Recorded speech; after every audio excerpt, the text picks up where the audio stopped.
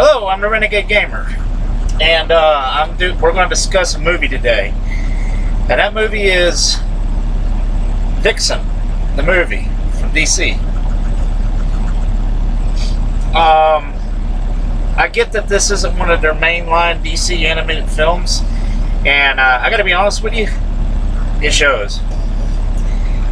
There are some things in this film I think it does very well. And there are things in this film I don't think does well at all.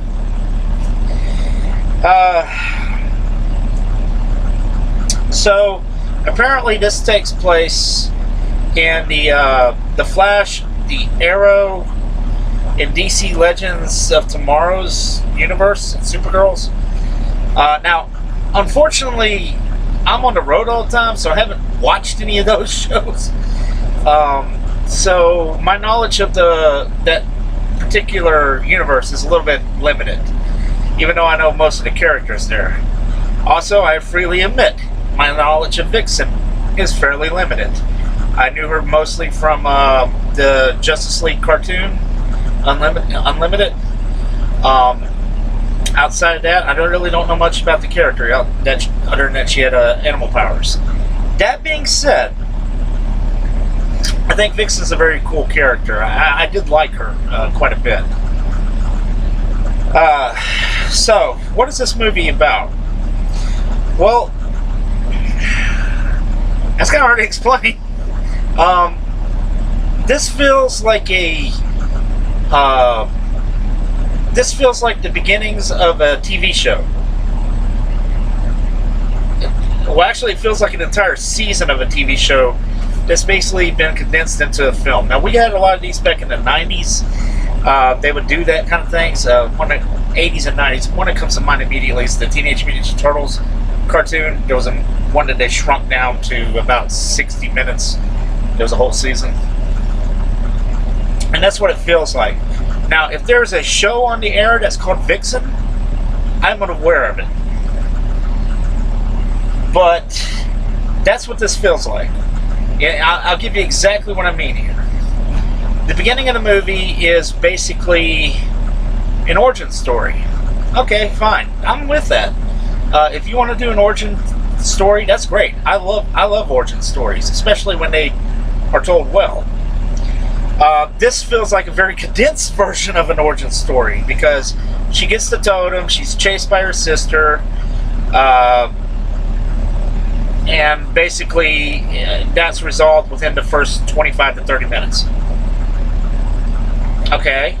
And I was just sitting there scratching my head. I was like, that's really a strange way to do an origin story that quickly. But the movie doesn't end. It kept going.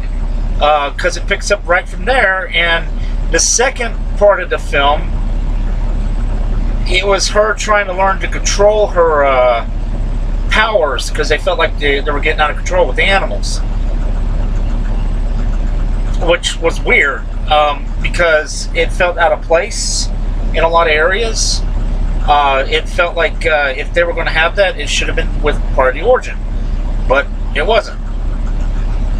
It was a strange the way this thing's structured. And then so that's taken care of. She figures that out, and it skips to a year later. Okay. Well, a year later, we get a scene. We get to the third part of the story. A year later, where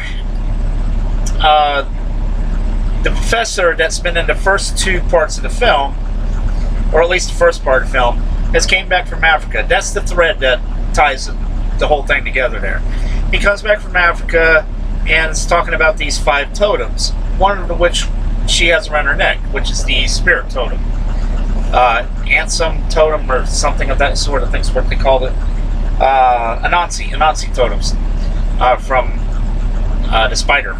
Anyway, which is the spirit totem. And then there's also, of course, your normal 4 elements, fire, earth, wind, ice, fire, earth, wind, and water.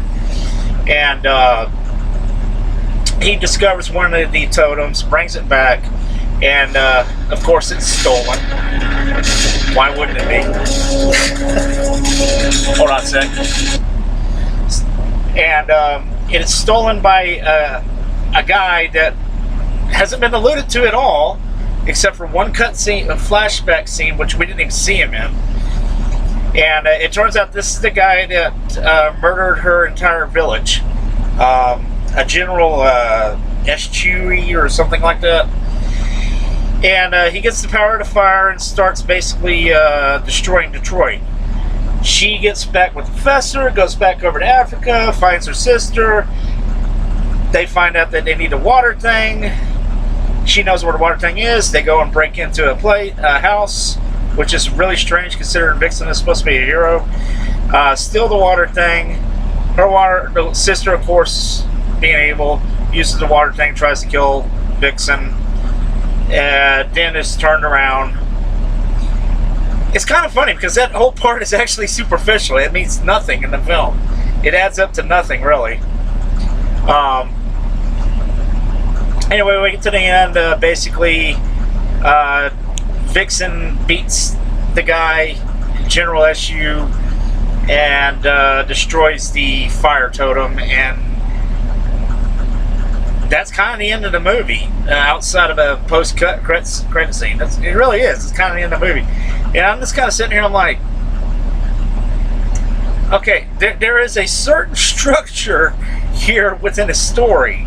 Now, there are a lot of parts in this that could make a really good one. You could focus on the origin story and expand on that, work it in. But it's really condensed. You can then focus on I wouldn't focus on the middle part, because literally you could cut the middle part out and it's almost like you missed nothing. I'm being straight with you. If you took that entire middle section of this movie out, you missed nothing. Or, you could use the whole ending part of that film, and you could probably stretch that part out. It would have made a lot more sense. But no, I mean, it's a mess. It's kind of, I wouldn't say it's a complete mess. It just feels like 3 episodes of a show that's been stitched together to make a movie. It's the weirdest damn thing. I mean, it's not the first time I've ever seen that, but it's just weird to see that in this day and age. That being said, the voice work of Mari, or Vixen if you prefer, is done by Megan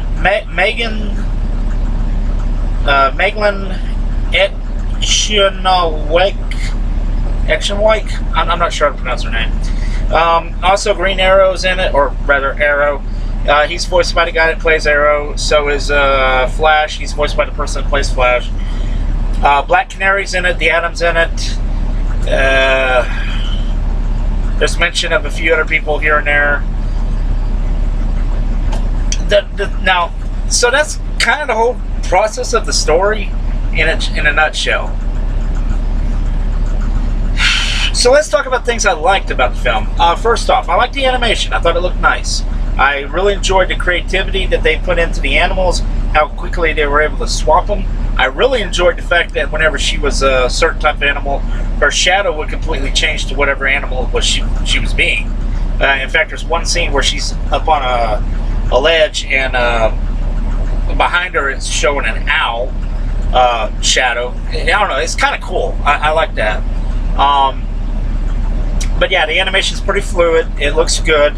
The fight scenes are actually really well done.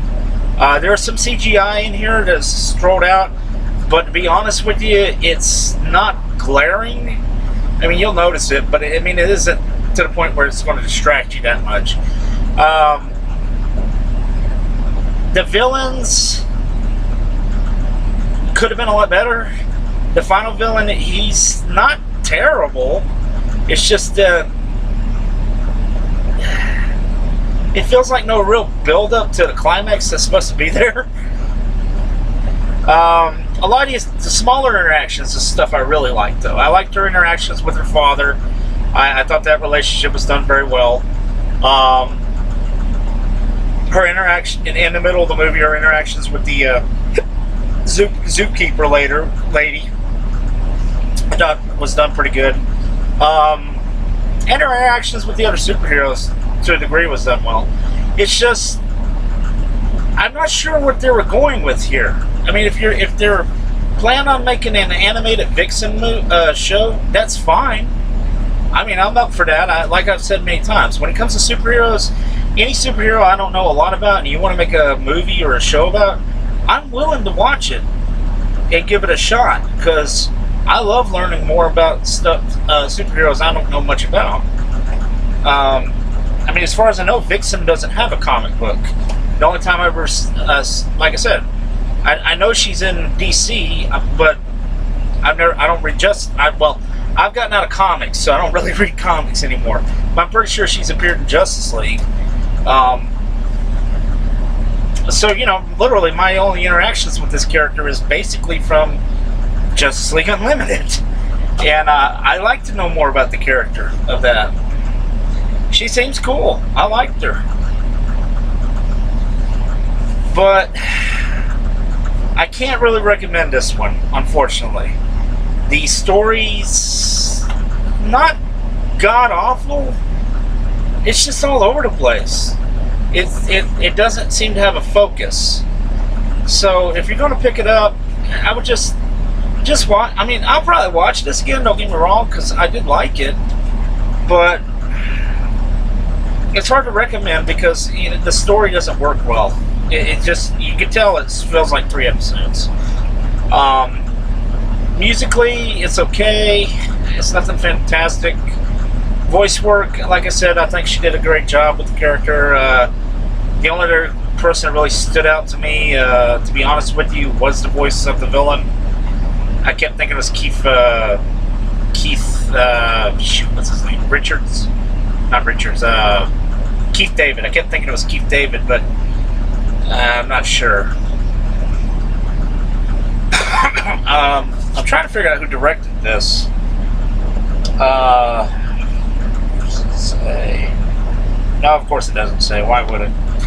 But anyway, as far as a couple other things on here, it's got a couple of special features. Vixen, the spirit animal, which I haven't watched yet. I probably will. I usually watch those.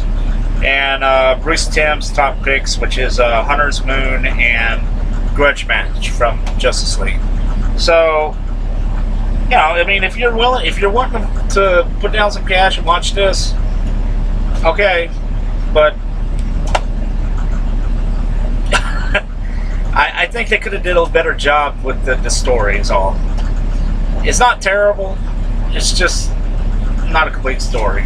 So, anyway, I'm Renegade Gamer, and I'll catch you in the next episode, so take it easy.